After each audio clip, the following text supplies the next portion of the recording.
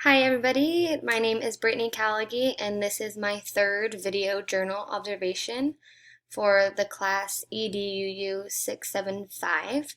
Today I will be talking about my biggest takeaway from the SLP interview, my biggest takeaway from the FBA, and how I'm going to apply my learning in the future.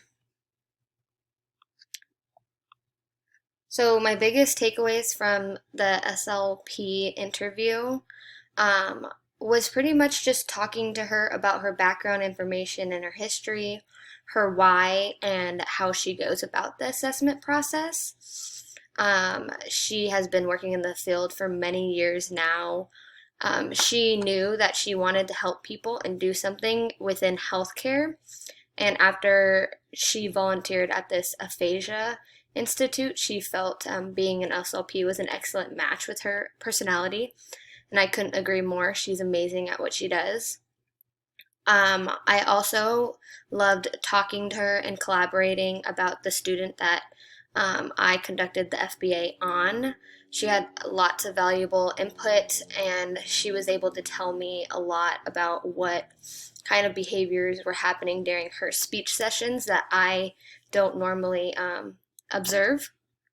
And one big takeaway that I love that she does is she always provides families and teachers with examples of how a speech goal can be implemented in the home environment. And these examples are so easy for parents to do at dinner time or on the drive to school. Like she just provides easy ways for the student and the parents to work on the goals. And I love the fact that she does that, and she's just a great team collaborator. It's amazing working with her and having her on my team. The biggest takeaway from the FBA was I now understand how to identify the function of a behavior. Before I thought I did, but after doing this and taking this class, I was really able to dive deeper and really understand the function of the behavior. I also understand the value of the ABC analysis and the FBA matrix. Even though those sometimes can look time consuming, they are really, they need to be done. That data is so good to have in order to help the kid and help with the behaviors. And sometimes you think you know the answer behind a behavior, but in reality, it could be something way different.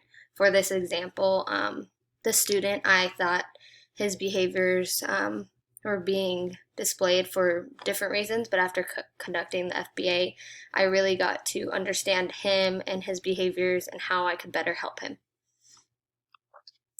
Applying my learning in the future, I am going to continuously practice defining the function of the behaviors.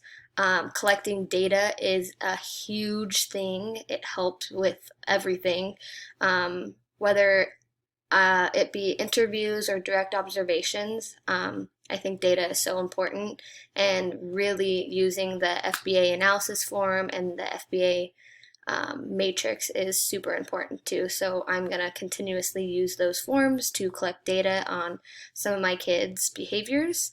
And I loved relearning about consequences, and I'm going to continuously use positive and negative reinforcements within my classroom. Thank you for listening to my third video journal observation.